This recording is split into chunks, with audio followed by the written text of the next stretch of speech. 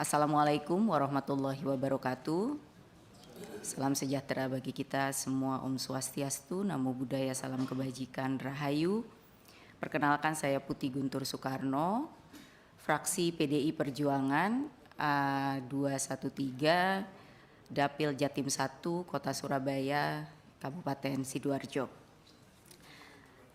Mungkin beberapa pertanyaan atau tanggapan tadi sudah disampaikan dari beberapa teman-teman, dan saya juga secara singkat ingin menyampaikan mungkin lebih fokus kepada Pak Fadlizon dari Kementerian Kebudayaan, karena menurut saya ini menjadi sangat penting, karena saya melihat di dalam paparan tadi disampaikan bahwa kebudayaan menjadi pemersatu kekuatan dan diplomasi jati diri bangsa.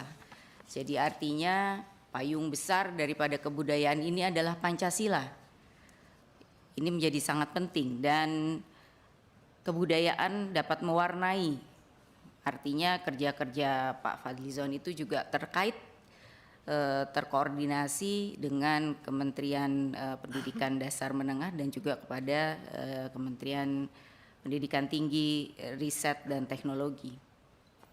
Jika dikatakan kebudayaan sebagai pemersatu kekuatan dan diplomasi jati diri bangsa, maka saya belum lihat di sini apa sih sebenarnya blueprint dan platform dari Kementerian Kebudayaan terkait dari pengembangan kebudayaan, dan kebudayaan itu sendiri bisa menjadi bagian dari identitas nasional kita. Kalau hari ini kita selalu berbicara atau melihat misalnya kesuksesan daripada Korea dengan Korean Wave-nya, kesuksesan daripada India, identitasnya bisa diperlihatkan lewat misalnya Bollywood dari filmnya, atau Korea dengan musiknya, atau K-popnya, Amerika dengan industri filmnya, musiknya. Ini semua menjadi identitas. Kalau kita bicara India, ingatan kita langsung identitasnya kepada misalnya Bollywood atau film-filmnya. Maka platform kebudayaan itu menjadi sangat penting. Keberhasilan pembentukan jati diri itu tidak bisa dihitung dari 5 tahun, 10 tahun. Tetapi kenapa saya bicara soal blueprint?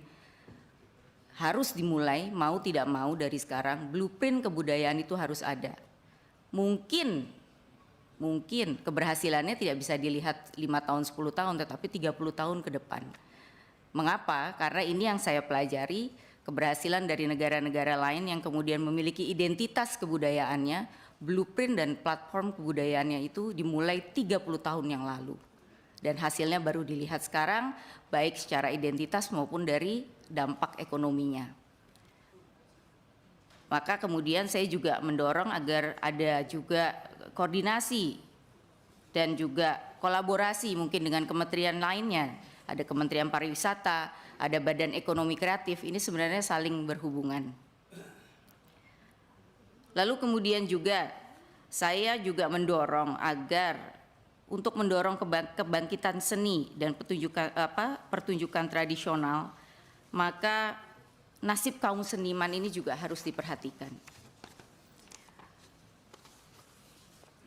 Terutama untuk para pekerja seni pertunjukan yang memiliki upah di bawah rata-rata, Pak.